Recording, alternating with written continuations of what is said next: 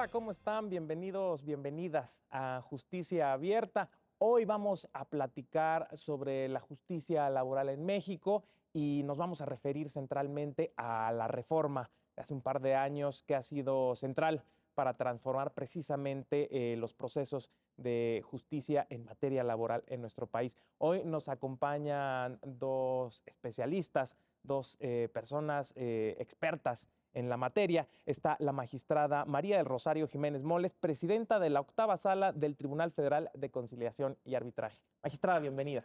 Gracias, igualmente. Y también nos acompaña el abogado Luis Manuel Díaz Mirón Álvarez, litigante y docente de la Escuela Libre de Derecho.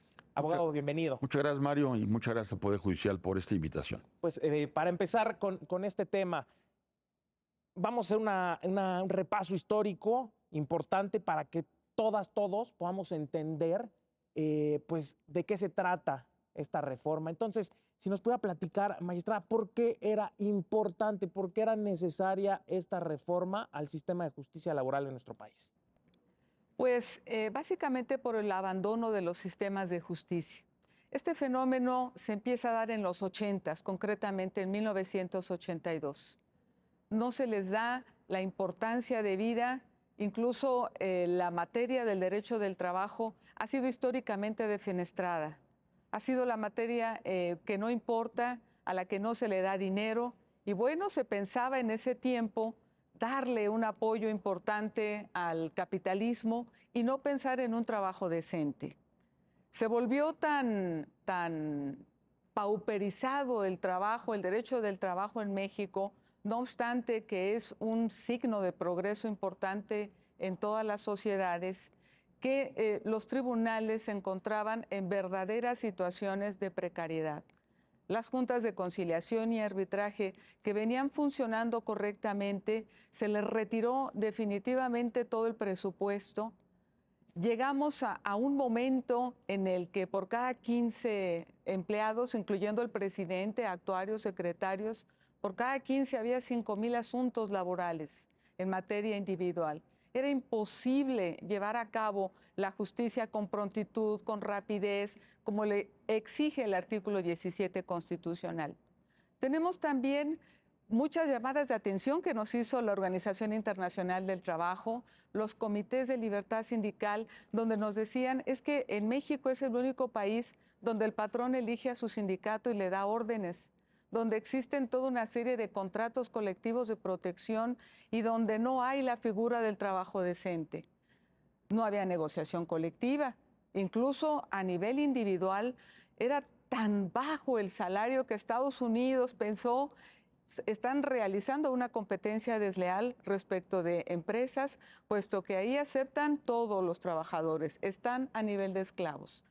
De tal suerte que en este contexto, en 2015, cuando empieza a haber una presión muy fuerte, y antes para la firma del Tratado Transpacífico y después para la firma del Tratado de Libre Comercio, se nos empezó a presionar. Qué triste que venga de fuera la ayuda, pero no porque nos quisieran ayudar verdaderamente, sino porque nos volvimos demasiado competitivos por la precariedad, porque ya no funcionaban los sistemas de administración de justicia y porque no había una conciliación adecuada. Eso es lo que dio lugar a esta gran reforma. Y, abogado, ¿cómo se da ya en sentido material todo el proceso? Adicionalmente de las experiencias que nos pudiera compartir, después, ¿cómo se va dando este proceso para que finalmente el legislativo se decidiera y las cosas comenzaran a cambiar? Bueno, retomando lo que dice la magistrada, que en términos generales tiene razón, no es que no hubiese, por ejemplo, en materia colectiva, unas relaciones laborales profesionales. Las había, pero la gran mayoría eran relaciones laborales al amparo de lo que se denominaba contratos colectivos de protección. Y bien lo dice, tuvimos muchos señalamientos en el seno de la OIT, en las reuniones anuales en Ginebra. Éramos pues del hazmerreír del punto de vista laboral. Cuando fuimos desde la Constitución del 17, con la primera ley del trabajo del 31 y todavía con la ley del 70, fuimos un punto y un reflejo muy importante de modernidad. Las juntas de conciliación y arbitraje, bien lo dice la magistrada, hombre, funcionaron en los 50, en los 60, en los 70, todavía en los 80, pero lamentablemente empezó una debacle de muchos juicios, la política también de las empresas públicas de no arreglar, de no conciliar, como dice la magistrada, y la precariedad en materia presupuestal. No hay justicia, no hay un sistema de administración de justicia perfecto si no hay un plan de incentivar la administración de justicia con un presupuesto idóneo. Y así debe ser. Las juntas de conciliación y arbitraje que reportaban a Poder Ejecutivo de la Unión, tanto federal como local, fueron golpeadas. Sí, claro que sí, fueron golpeadas. El sistema tripartito vigente en México, todavía vigente en México en algunas grandes instituciones, vigente en la OIT, y todavía vigente en el sistema juntas de conciliación y arbitraje que hoy tenemos, porque el hecho de que haya venido una gran reforma constitucional el día 24 de febrero del 2017, ojo, 100 años de la reforma de la Constitución, 100 años del nacimiento de las juntas de conciliación y arbitraje como un modelo que queríamos salir de él. De que, hombre, transitamos a un problema de precariedad y de que obviamente hubo una tormenta perfecta. Amén de que efectivamente el Tratado de Libre Comercio, primer tratado, 94, necesitaba ya cambiar, necesitaba madurar, y los inversionistas norteamericanos y canadienses estaban, por supuesto, sorprendidos y con cierta resquebror de que nuestro sistema de administración de justicia era un sistema malo, lento, corrupto, sí, ¿por qué no decirlo? Corrupto. Y nuestro sistema, aparte de relaciones laborales colectivas, era un mal sistema. Entonces, sí, como dice la magistrada, y dice bien, metieron presión a través de los equipos negociadores en cuanto al Tratado de Libre Comercio. ¿Para qué? Para que las cosas caminaran y transitaran. De una conciliación que la magistrada bien lo dice, de una conciliación en donde era una recomendación, Mario. Las juntas de conciliación y arbitraje tenían una parte y un sistema y una etapa muy importante de conciliación, que era nugatoria. Tuvo que transitar en la reforma constitucional hoy a una reforma en donde la conciliación es obligatoria, previa, antes de ir a juicio.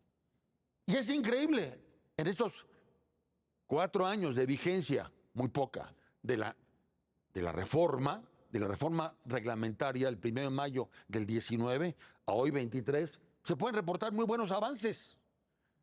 No son suficientes, muy buenos avances. Y de aquí hacemos un llamado, por favor, a Poder Ejecutivo, órganos de conciliación y Poder Judicial, no bajen los presupuestos. Al revés, necesitamos mejores presupuestos, necesitamos mejor administración presupuestaria para que el sistema de administración de justicia previsto en la Constitución hoy, que transitó de un sistema de juntas de conciliación y arbitraje a Poder Judicial federal o local, se pueda implementar y se pueda cada día mejorar. Y por eso agradezco mucho la pregunta y en eso estamos, Mario. Perfecto. Ahora, nos hablaba ya de la conciliación, que sabemos es un elemento central, ¿no?, de la reforma. Pero pues para que las personas conozcan un poco más de la propia reforma, ¿cuáles fueron los elementos centrales de esta transformación para lograr poco a poco pues transformar este tema que se volvió inclusive motivo de estigmas para quienes se dedicaban al tema laboral? Magistrada, si nos puede platicar, por favor, el corazón de esta reforma. Bueno, nació esta reforma en 2016 con Enrique Peña Nieto. Posteriormente, el 24 de febrero de 2017, surgió esta reforma laboral con tres ejes centrales. El primero, la conciliación prejudicial conciliatoria a cargo de un centro federalizado de conciliación que iba a llevar a cabo a nivel federal esta etapa prejudicial conciliatoria. A nivel colectivo, la creación también de este Centro Federal, que ahora se llama de Conciliación y Registro Laboral, a efecto de federalizar toda la materia registral. Este centro, se especificaba, tendría que tener el registro de todos los contratos colectivos de trabajo, reglamentos y de sindicatos. Esto hace que el centro, como bien lo dice Luis Díaz Mirón, requiera muchísimo presupuesto, porque son millones y millones y millones de datos que ahora lleva de todo el país, lo que antes se llevaba a nivel local. Y el tercer eje era que migrara la justicia del Poder Ejecutivo al Poder Judicial Federal.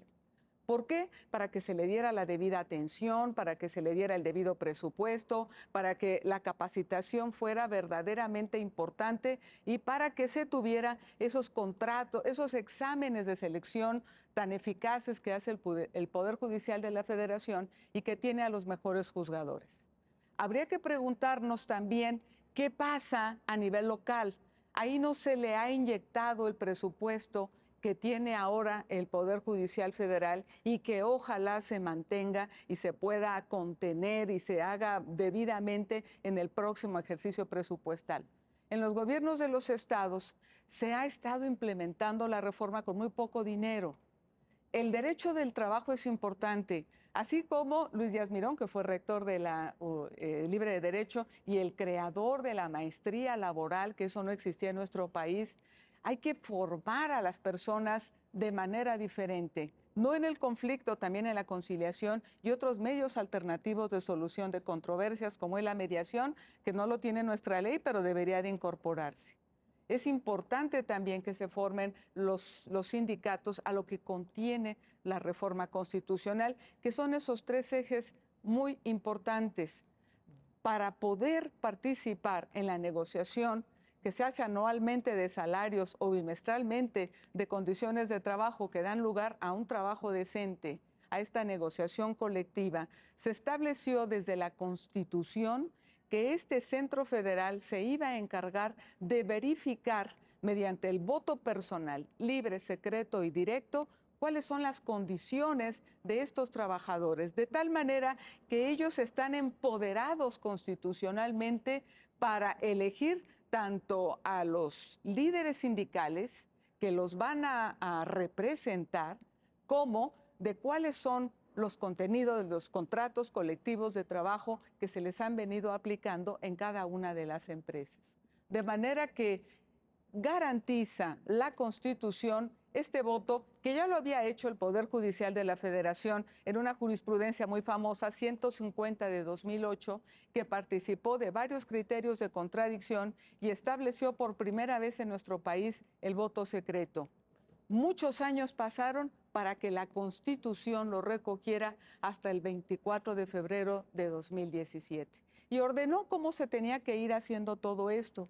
Nos daba un año para poder implementar y crear la Ley Federal del Trabajo, todas esas reformas que se tenían que hacer.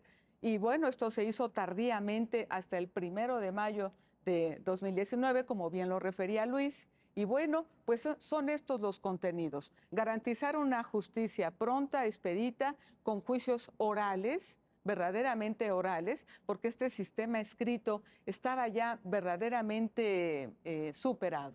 Fuimos uno de los últimos países latinoamericanos en implementar los juicios orales. Cuando llegaron a nuestro país era tan poco importante el derecho del trabajo que llegó a nivel mercantil, a nivel penal. A nivel penal inyectaron dinero y le dieron 9 años para poderse transformar.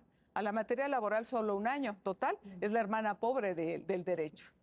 Y a nivel constitucional nos ha dado la referencia la magistrada, pero a nivel legal, ¿qué modificaciones se dieron pues para empezar a operar la transformación que pues sigue en rumbo. A ver,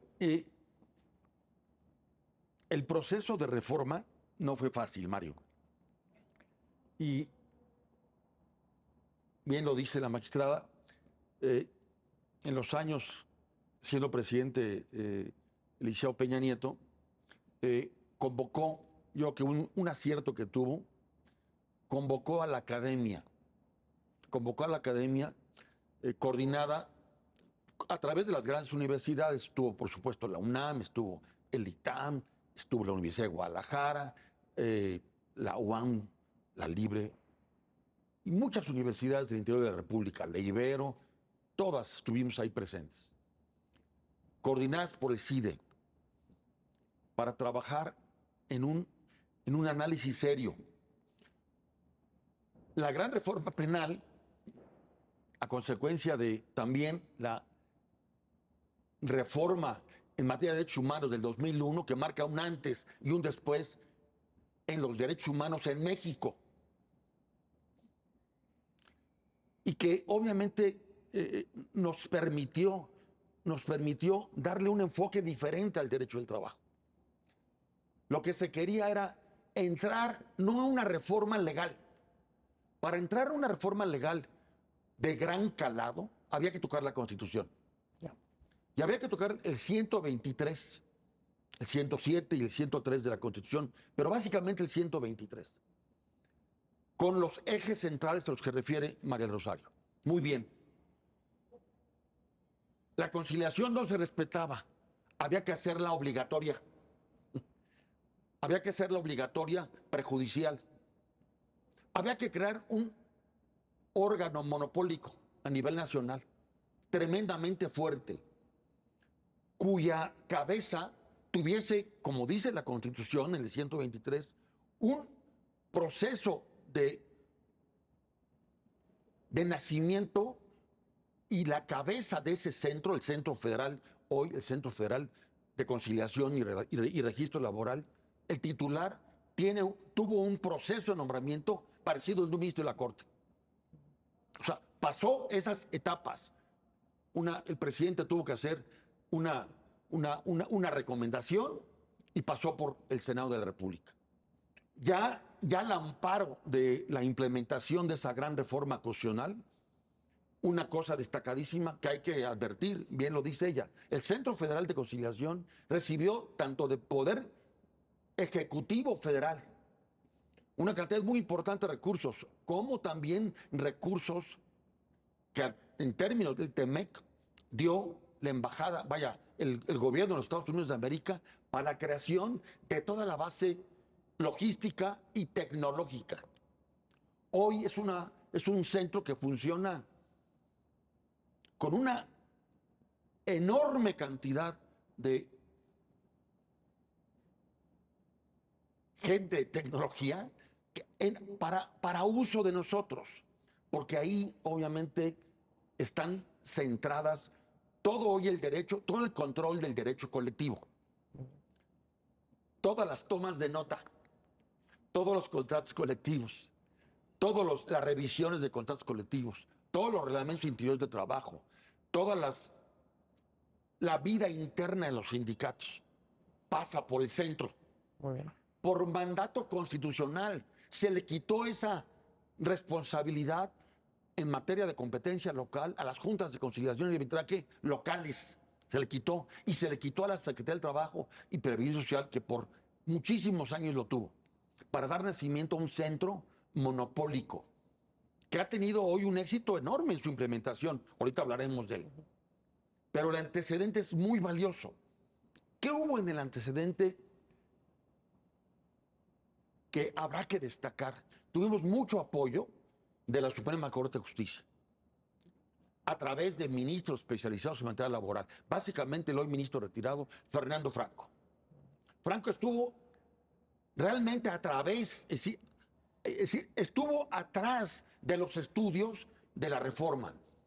Estuvo atrás de las presentaciones y de las novedades que se le presentaban al CIDE, y que del CIDE presentábamos al Congreso, a la Cámara de Senadores, a la Cámara de Diputados, para su revisión.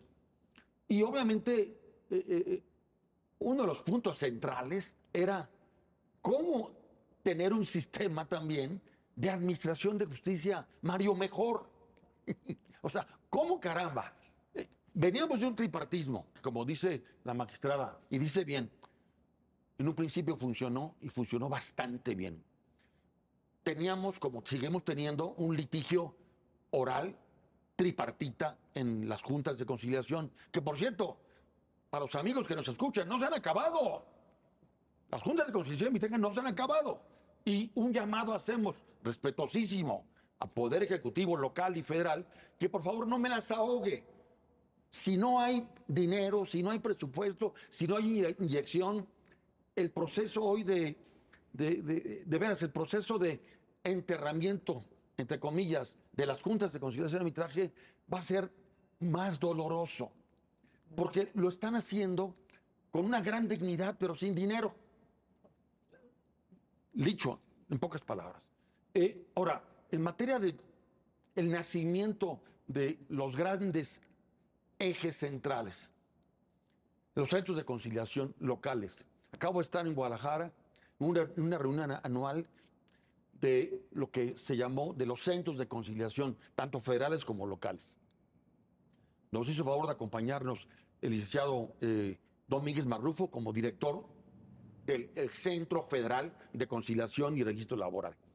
Pero estuvieron los directores de todos los centros, de todas las entidades federativas, dando a Mario muy buenos resultados. Muy buenos resultados.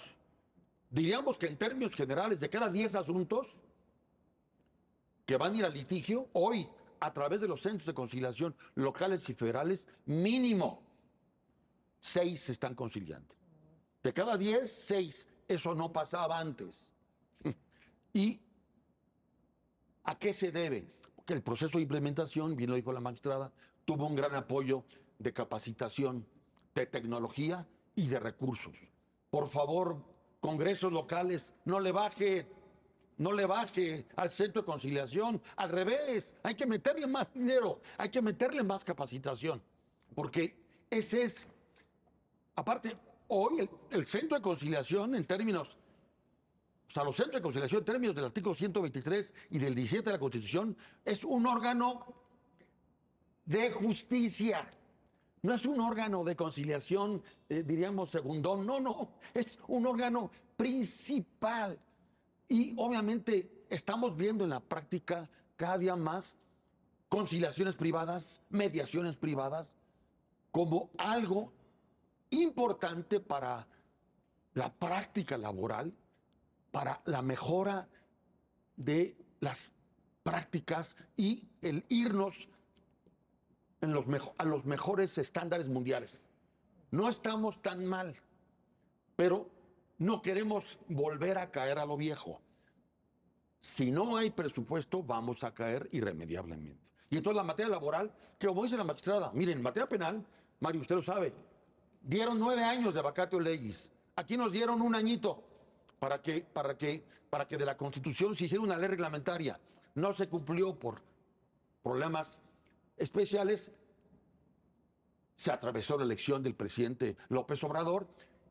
Vino el presidente López Obrador, un acto muy importante que hizo ya López Obrador, y el nuevo Congreso, el Senado, el nuevo Senado, fue ratificar los convenios 98 y 87, que tenían 50 años dormidos. Pero a raíz de la reforma constitucional que abría, o sea, que se abrió el tema sindical a un proceso democrático. En la misma Constitución se dice, tu sindicato, para tener derecho a la firma de un contrato colectivo en la Constitución, tienes que demostrar que tienes la legitimación. Eso nos puso a otro nivel, Mario, y permitió que en la ley reglamentaria, a partir del 1 de mayo del 2019, hubiese obviamente cambios con los cuales hoy lo estamos viviendo, porque la reforma, tanto la constitucional como la laboral, la reglamentaria, el 1 de mayo, Mario, hoy es una reforma muy joven. Entonces, un poquito el mensaje hoy que está de moda, la gran noticia, la baja de presupuestos. Por favor, al Poder Judicial Federal y poderes judiciales locales, no me les bajen presupuestos, porque la Administración de Justicia lo requiere. No están tirando el dinero, al revés. Estamos hoy teniendo un nuevo sistema mucho más transparente. Y tenemos la carga todavía de poder enterrar hoy las juntas de conciliación y arbitraje locales y federales. Vamos a hacer ese proceso de enterramiento, por llamarle así. Hagámoslo con dignidad, hagámoslo hoy con los principios que marca la ley y de los cuales hoy México ya es parte. No nomás por los compromisos internacionales que ha ratificado, no, sino porque la misma legislación laboral ya lo tiene. Pero día con día aprendemos, día con día mejoramos, día con día estamos transitando las mejores prácticas. Hoy, a nivel judicial, federal y local, para litigar tienes que sacar tu cédula. ¡Pum! Y el señor juez o la señora juez togada que sale y te apercibe, abogado. Y dice, abogado, no me retrase el procedimiento. Primera llamada. Abogado, esa excepción que puso o esa acción fue exagerada. Multa. Cosa que antes no pasaba. Estamos viendo una nueva época. Y qué bueno. Nosotros, abogados ya, diríamos, adultos mayores, claro que sí, estamos construyendo, en el buen sentido de la palabra, una época mejor para los jóvenes, la magistrada.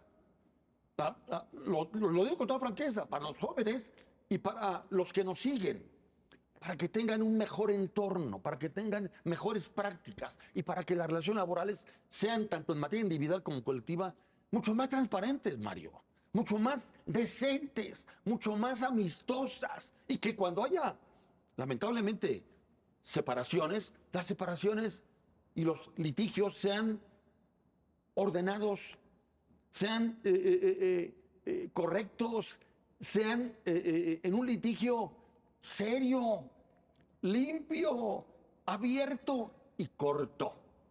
Y hoy, obviamente, también doy fe, ¿eh? Sí.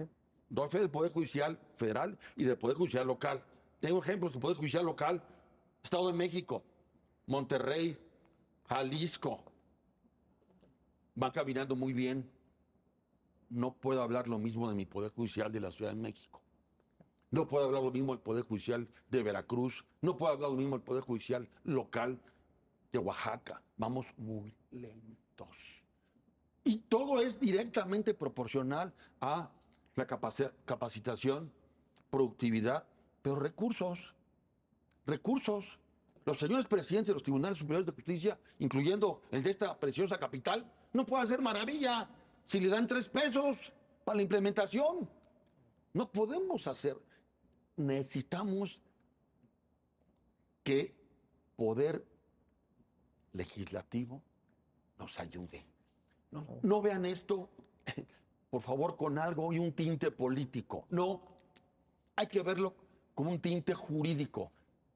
El derecho del trabajo es un derecho de seguridad nacional. Es un derecho de seguridad nacional, tanto en materia individual como en materia colectiva. Hay que conducirlo, hay que privilegiarlo, hay que dignificarlo, Mario. Maravilloso. Vamos a una breve pausa, ya volvemos a Justicia Abierta.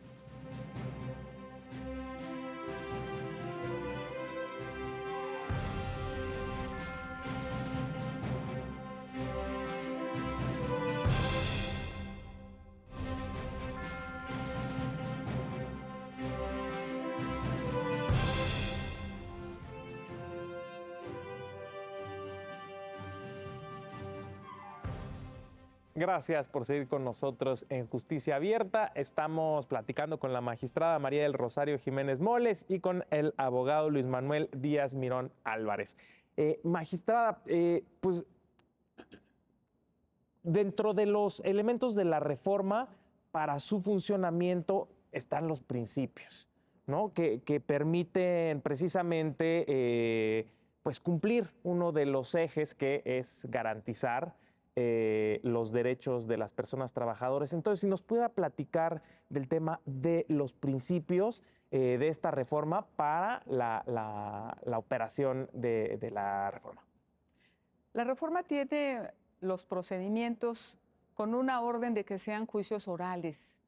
Los juicios orales son muy importantes porque privilegian uno de los principios más importantes, que es el de veracidad, el principio de realidad. Dejar de ver aspectos de carácter formal y centrarnos más en lo que era la verdad. Anteriormente, las juntas, y perdón que lo diga, eran a veces un torneo de mentiras por ver quién mentía mejor y ese era el que ganaba y el que tenía los recursos para mentir mejor también. Lo que la reforma pretende es que se haga todo directamente con el juez enfrente de las partes, que ese es el principio de inmediación que garantiza la veracidad en juicios orales donde se privilegia la técnica oral, la concentración, esto es, en la menor cantidad de actos procesales y donde se privilegia también la economía procesal. Solo para explicar a las personas que nos ven y que no están tan familiarizadas con el proceso, esto sería en dado caso de que la conciliación no funcionara. O sea, para platicar un poco a las personas, nada más así brevemente, si nos puede platicar las etapas para llegar precisamente hasta el juez, ¿no? Sí. Si para tener este principio de veracidad cumplido, necesitamos una etapa prejudicial conciliatoria, donde se trate de avenir a las partes. Es muy importante mencionar que en la reforma constitucional se establecían los mismos requisitos de la elección del titular del Centro Federal de Conciliación y Registro Laboral como para la elección de un ministro de la Corte. Esto significa que se pensaba en un tribunal fortalecido con mucho presupuesto de lo que venimos platicando y con una persona titular que fuera pagada como un ministro de la Corte. Sin embargo, cuando se implementó la reforma y fue elegido en esas ternas que se mandaron, una fracasó y luego se mandó una segunda, en estas ternas Alfredo Domínguez Marrufo fue electo, lo fue haciendo de manera muy responsable, muy seria y también hay que decirlo, con la ayuda de los Estados Unidos de Norteamérica. Se inyectaron los recursos para que este centro pudiera funcionar adecuadamente y tuviera tener la plataforma informática que hoy se tiene, de tal suerte que cualquier usuario, cualquier ciudadano entra a la plataforma del Centro Federal de Conciliación y Registro Laboral y sabe a qué sindicato está afiliado una persona, quiénes son los líderes sindicales, se pueden conocer los antecedentes de los estatutos que dirige el sindicato y todo. Esto se pudo lograr gracias a la ayuda económica del gobierno norteamericano y qué bueno que ha sido así. Sin embargo, Alfredo Domínguez Marrufo no gana muchísimo, gana muy poco y se pensaba en un funcionario bien pagado, porque para que se dé bien un proceso de justicia que también se obtiene mediante la conciliación, la mediación, el arbitraje y las formas alternativas de solución de controversias o vía los tribunales, había que fortalecerlos a ambos con dinero. De tal suerte que Alfredo, para mí, ha hecho un trabajo estupendo, es un hombre que no tiene tiempo para dormir y que me consta, porque lo he visto y nos ha apoyado en el tribunal por nuestros procedimientos de elección. Esta persona de verdad trabaja de lunes a domingo y tiene ya muy exitosa la plataforma y ha hecho posible que el nivel de conciliación sea del 75-80%. El día que no pueda o falle este centro porque no llegue una persona tan trabajadora como Alfredo Domínguez Marrufo que acepte ese salario, que llegue otra persona y que no se le ministre de recursos adecuados al centro, que ahora tenemos la ayuda de Estados Unidos, pero ¿qué tal que un día la retira? Entonces todo se va a ir a los tribunales y se van a saturar. Por eso los principios de veracidad y de economía procesal empiezan desde que yo logre una conciliación. Si la conciliación falla, entonces ya me tendré que ir a los tribunales. ¿Cómo eran los tribunales antes? Tenían una audiencia perfecta para mí en la ley, que era la audiencia de conciliación, demanda y excepciones, ofrecimiento y admisión de pruebas. ¿Qué significa para el televidente? Significa que en una sola audiencia podíamos terminar un juicio hasta los alegatos y podría incluso ahora con el nuevo sistema dictarse la sentencia, como lo hace Valencia, como lo hace Madrid, como lo hace Chile a 2 audiencias, como lo hacen muchos sistemas de juicios orales.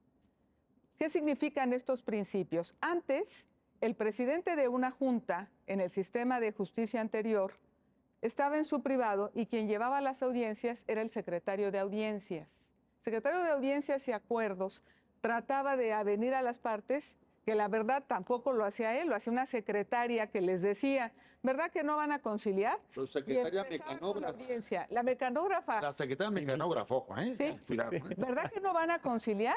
Y empezaba ella a llevar la audiencia porque el secretario de audiencias tenía que llevar 25 al mismo tiempo por la falta de recursos. Entonces, se estableció en la Constitución sistemas orales. ¿Por qué? Porque en un sistema oral, recordemos estas salas de audiencias de las películas norteamericanas, llega un juez togado que preside y incluso antes de que él llegue se invita a la conciliación, como se hace en España.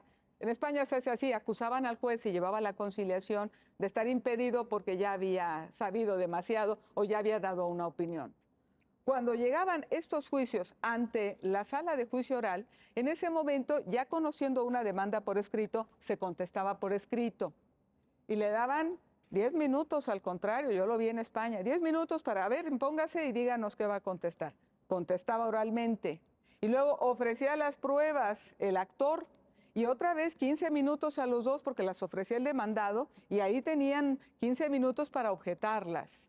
Y después ya estaban afuera testigos, absolventes, peritos y ratificantes y entraban rápidamente a ratificar los documentos objetados, a emitir el dictamen pericial, el perito único, que ahora ya se tiene un perito único en nuestra ley, y rápidamente se llevaba y se desahogaba todo el procedimiento con un juez con mucha personalidad que les decía, usted ya cállese, bueno, es que en España son un poco más duros, bueno, está hablando demasiado, la litis es esto, la litis es esto otro, y las personas no se sentían ofendidas en sus derechos humanos, se metían al orden y rápidamente se llevaba el juicio, alegaban y la sentencia, ¿verdad? Eso es lo que se trató de lograr con nuestros juicios. ¿Cómo lo bajamos nosotros en la reforma? Hicimos una etapa escrita que tiene 9 vistas. Entonces, un procedimiento que se pretendía que fuera oral se volvió un poco más escrito de lo que teníamos en la reforma de 70 de Trueba Urbina y de Trueba Barrera, que lo que se pretendía era en una sola audiencia terminar con todo, como se hace en los sistemas de juicios orales, en los sistemas exitosos del mundo. Y entonces se presenta la demanda, se da vista para que la modifique si es que no viene bien, que normalmente nunca viene bien, es un derecho de clase y la parte trabajadora es la más vulnerable. Posteriormente se da un tiempo para que conteste el demandado, contesta la demanda, reconviene, se le da otra vista a la trabajadora, todo por escrito, y días para que diga algo sobre eso, se decide sobre las medidas precautorias, posteriormente viene la réplica, que yo no sé por qué forma parte de la litis, ese 873E hay que destruirlo definitivamente de nuestra legislación, y la contrarréplica, y todo por escrito y ofreciendo pruebas. Y ya cuando por fin todos agotados llegamos a la primera audiencia oral, ya es ante el juez. Nosotros no queríamos una justicia de secretario, ni de mecanógrafa menos. Y ahora tenemos una justicia de buzón electrónico en la fase escrita o de notificaciones. Así no era. Entonces, habrá que meditar un poco en agilizar y volver el procedimiento como lo teníamos en la ley de 70. Demanda de conciliación, demanda y excepciones, ofrecimiento, admisión de pruebas y ahora con la modalidad sentencia. ¿Verdad? Pero hoy, ¿me permites un? Hoy, no, por favor. Utilizando esta dinámica, en donde tiene razón, hay que hoy aclarar también que, como dice el verso de Machado, caminante no hay camino, se hace el camino al andar. Estamos aprendiendo poco a poco. Sí, es muy joven la reforma. Y la reforma es Y va jovencísima. bien. Y muchos jueces y juezas hoy, en nuestro sistema perfectible, ya teniendo la litis cerrada, abren una instancia de conciliación. Me ha tocado ya varias veces. Abren una instancia de conciliación con mucha autoridad moral, porque ya conocen las cosas. Y entonces te mandan a llamar y te dicen, abogado, ¿ya vio usted cómo está la controversia? Y están conciliando en esa dinámica. Es decir, hay una gran área de oportunidades, bien lo dice la magistrada, una gran área de oportunidades para mejorar el proceso legislativo. que parte de la constitucionalidad. O sea, el constitucional previó juicios ante Poder Judicial. Hay que hacerlos más rápidos todavía. Y en esa dinámica de que hoy el señor juez o la señora juez, con esa autoridad que tienen ya investidos cuando conocen la litis, entonces te manden llamar y te digan, venga para acá, ¿ya vio usted este criterio?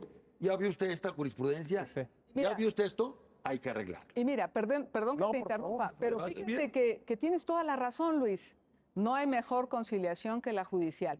Ok, tenemos la conciliación prejudicial conciliatoria, que son las que llevan los centros de conciliación, pero tenemos, y muy importante, la posibilidad de que se concilie en el juicio. Porque el juez conoce Y lo permite la mejor. propia reforma, Lo ¿no? permite. Lo permite la la ley. propia Además, reforma. Lo ordena, Sí. lo ordena. Se debe de privilegiar la conciliación, dice, en todo momento y en todo Principios lugar. centrales, torales. Sí, sí. Sí, entonces, un poquito para ser más coloquial, estos principios, inmediación significa que el juez está presente. Y como está presente y escucha al actor y al demandado, con la experiencia que tiene Juanita Fuentes, la experiencia que tiene Rubí, la experiencia que tiene Rogelia, que son las juezas que yo más admiro, ¿sí? Con la experiencia que tienen, Falcón, Raulito Falcón, se me olvidaba, Sí, Raulito sí, sí, Falcón. sí, sí. Bueno, hay tantos jueces, pero ¿por qué están funcionando estos Que jueces? tenían experiencia en Porque barandilla. tienen Ok, años claro. de ser juzgadores. Sí.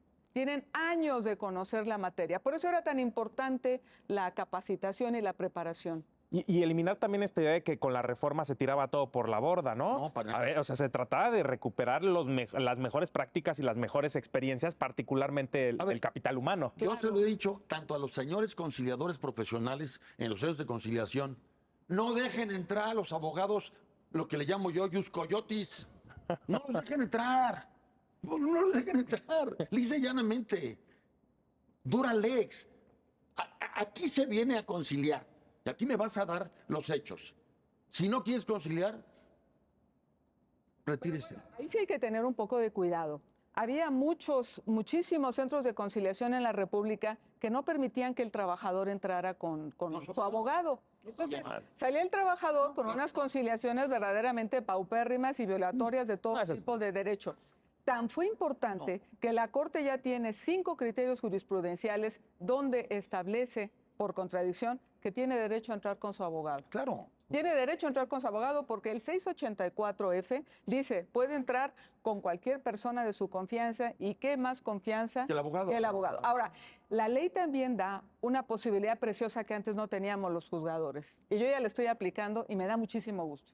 El 685 bis permite que el juzgador pueda decirle al trabajador o al patrón, actor o demandado, tu patrocinio es deficiente. Y se le dice al trabajador, puedes cambiar Cambia. a tu abogado. ¿Por qué? Porque está mal hecha tu demanda, porque te voy a reponer el procedimiento desde donde vienen los vicios, pero cámbialo. Que no tengo dinero, tenemos una procuraduría y te lo ponemos nosotros. ¿Qué es el patrón? Eso nunca se lo van a decir a Luis, que es un abogado serio, que sabe litigar y que no es ninguna persona no experimentada. Le pueden decir también al patrón, tu abogado es deficiente. Te reclamaron 17 años de horas extras y no puso la excepción de prescripción. ¿No te parece raro? O sea, hay que fundar la medida de por qué estamos cambiando al abogado y cambiarlo. Entonces, otro de los principios es la honestidad, es no irnos al formalismo, sino ver la verdad. Otro, tanto el juzgador como las partes que proponen, nosotros podemos repreguntar a los testigos, a los peritos y a los ratificantes. Y además hay otro principio en la veracidad. Normalmente los juicios se atrasaban porque los testigos siempre ponían pretextos con sus certificados médicos. No puedo venir porque tengo un síndrome doloroso lumbar mecanopostural. Ah, sí, no puede caminar. Perfecto. Actuario, vete a la casa del testigo y dime si está ahí. Ya regresaba. No está, deserción. Es que no pudo venir mi testigo porque se comió unas tlayudas y le puso mucha salsita y tiene un problema gastrointestinal. pretextos. A ver, vámonos, secretario, certifícame dónde está. ¿No está? Deserción o por tenerlo fictamente confeso o lo que proceda. Es un procedimiento donde el juez tenemos herramientas para poder encontrar la verdad. Se nos permite investigar. El articulado de la ley lo permite. ¿Y los litigantes cómo están respondiendo a eso? Los litigantes Bien. están respondiendo Muy bien. bien, diría yo, bien. Falta colegiación, ¿eh? Eso sí. Falta colegiación, pero los Certificados. litigantes nos estamos capacitando, estamos aprendiendo, estamos mejorando nuestra práctica y nos estamos volviendo cada día más profesionales. Sí, como dice la magistrada, y dice bien, hoy el juez tiene esa facultad de mandar llamar al trabajador o al patrón y decir, está usted mal representado. Y qué bueno, eso habla para bien. Eso es, y sí, la bondad de la reforma, ya en la parte procesal de la audiencia de ley, es fenomenal. Cosa que lamentablemente a nivel juntas de conciliación no quiere decir que no existía. Ojo, ¿eh? No, sí existió. Y yo tuve muchos casos de presidentes o auxiliares de junta que el presidente salía del privado y venía a la barandilla a conducir la audiencia. Que cuando lo hacían, y lo siguen haciendo algunos, Mario, las decisiones son rápidas, porque nadie quiere entrar en la dinámica de falsedad en declaraciones ante autoridad jurisdiccional. La Junta es una autoridad jurisdiccional. Hombre, la reforma la estamos haciendo todos, todos. Todos tenemos que agarrarnos de las manos, todos tenemos que capacitarnos y que mejorar nuestras prácticas y educar a nuestros clientes. Hoy, adiós las mentiras, ¿eh? Hoy, adiós las mentiras para contestar las demandas, ¿eh? Es un delito. Ojo, es un delito. Y los jueces y las juezas están dando vista al Ministerio Público. Sí. No, lo están haciendo. Y eso afortunadamente ha venido mejorando nuestra práctica. Con pocos recursos. Una vez más, el mundo del derecho del trabajo ha sacado la casta con pocos recursos. Insisto, Poder Judicial, Poder Ejecutivo, Poder Legislativo, no nos quiten los recursos. Es más, queremos más. Y vamos a mejorar. Y como retos, ¿qué está pendiente? ¿Qué falta? El proceso de implementación continúa. ¿Qué es lo que está faltando? El proceso de cambios. Es decir, ya ahorita la abogada, la magistrada, ojo, advierte en la propia manejo de la reforma una serie de cambios. Señores legisladores, aquí están los cambios. Ahí están los cambios que se tienen que hacer para mejorar, para mejorar la administración de justicia. Sí. No todo ha sido malo, no. No, pero hay áreas de oportunidad muy sensibles que con 3, 4 atornilladas, de veras, podemos mejorar el proceso para hacer que la justicia sea mejor y para que el justiciable tenga una satisfacción tremenda, sea actor o demandado. Como principal reto, ahora que lo preguntabas, yo creo que es de verdad ponerle mucha atención al presupuesto. En el anterior sistema o en si nosotros queremos hacerlo claudicar, quitémosle los recursos. Tenemos la experiencia de que quitándole los recursos, las juntas dejaron de funcionar, que fue en 1982 y tiene nombre y apellido, Arsenio Farel Cubillas. Es el que le quitó todos los recursos y todo el dinero a las juntas y a lo que se venía teniendo en el derecho del trabajo. Déjame decirte que con esa ley, la anterior, que tenía los procedimientos a partir del 870, pude llevar a cabo, cuando era presidenta de la Junta 3 bis en la Junta Federal de Conciliación y Arbitraje, en 2 audiencias, pude llevar el juicio de 700 jubilados de Mexicana de Aviación. Y como remate, abría y cerraba las etapas y no dejaba que se detuviera el procedimiento. Si llevamos ese procedimiento de Mexicana de Aviación con la ley actual, con la etapa y la fase escrita, estalla el conflicto y no se puede llevar a cabo porque es más o menos una pérdida de 3 o 4 meses por la fase escrita. Entonces, es cierto, la justicia está mucho mejor que antes con este cambio de que se le dio un poco más de dinero a la justicia laboral, pero si se le deja de dar el dinero y no se crean los tribunales laborales suficientes, porque de verdad hay 61 personas que ya pasaron el examen y se está esperando la creación de nuevos juzgados laborales y está pasando también a nivel de la Ciudad de México, había antes 20 juntas locales de conciliación y arbitraje. El gobierno de la Ciudad de México implementó 10 tribunales laborales. No se puede. Ya estamos hablando de una ley reformada y tiene todavía la traba de esa fase escrita tan engorrosa en el procedimiento. Entonces, los juicios laborales crecen y crecen rápido. Al rato van a estar con millones. Si no se le da la conciliación y no se le da a los tribunales laborales, va a llegar todo a la justicia. Va a llegar un alto porcentaje de asuntos no conciliados y ahí las juezas no van a tener tiempo de llevar a cabo la conciliación judicial, que es de la que hablamos, porque van a tener una cantidad inconmensurable de juicios. Y veámoslo, en el Estado de México, que implementó muy funcionalmente la reforma, la primera etapa, las sentencias no las hace el juez y eso no quería la reforma constitucional, las hacen los secretarios, porque faltan juzgados, faltan tribunales laborales. Y les voy a decir rápidamente por qué hay jueces en tribunales. Porque se pensó en la primera reforma constitucional, en la de 16, en que iba a haber 2 instancias, recurso de apelación y que iban a resolver los tribunales y los jueces, pero se pensó es demasiado caro, porque siempre se piensa que lo laboral es muy caro. Entonces, no se le cambió el nombre, deberían de ser juzgados laborales porque son juzgados de distrito en materia de trabajo. Claro. No, y por eso se les llama tribunales laborales porque quedó el error. De ahí, si van a cambiar, pues de una vez que arreglen ese error. Entonces, el reto más importante, Mario, es el dinero. Hay que darle suficiente dinero a la reforma. El segundo reto es los cambios legislativos que se requieren, que hay todavía muchos. La legitimación de los contratos colectivos de trabajo a los 4 años es algo que no debería de llevar un procedimiento. Debería de ser como el yogur, ¿no? Con una caducidad, pasa de 4 años, deja de tener existencia el contrato colectivo de trabajo. Y tantas, bueno, te puedo decir como 50 que tengo ya ahí mecanografiadas, anotadas, listas, que pueden hacer muy ágil el procedimiento. Pero Mario, Luis, nada va a funcionar si se les vuelve a ahogar con falta de dinero. Nada.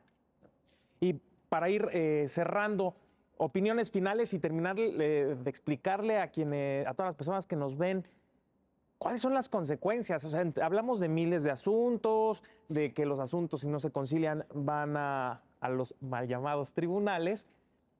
¿Cuál es la consecuencia de todo esto para nuestro país? O sea, eso creo que es muy importante que las personas entiendan que vamos a rebasar un poquito esta semántica y este vocabulario jurídico y decirle a las personas, a ver, si se juntan todos estos temas laborales, están en juego los derechos de muchísimas personas y muchas familias de por medio, ¿no, abogado? El atraso en la administración de justicia, tanto en la parte sustantiva como adjetiva, en la parte de la conciliación, como en la parte ya de la resolución, es fatal para la sociedad.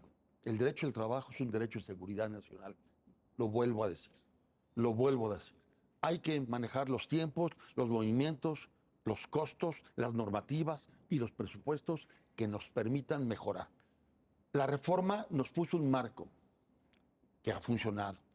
Grandes centros de conciliación, el Centro Federal de Conciliación y Registro Laboral ha funcionado y muy bien, porque tiene nada más un apoyo presupuestal mexicano, tiene un apoyo presupuestal norteamericano. Y muy bien, hay una base tecnológica estupenda, el proceso de legitimación se cerró muy bien, lamentablemente demostró que vivíamos en un país de la simulación, pero así era, punto.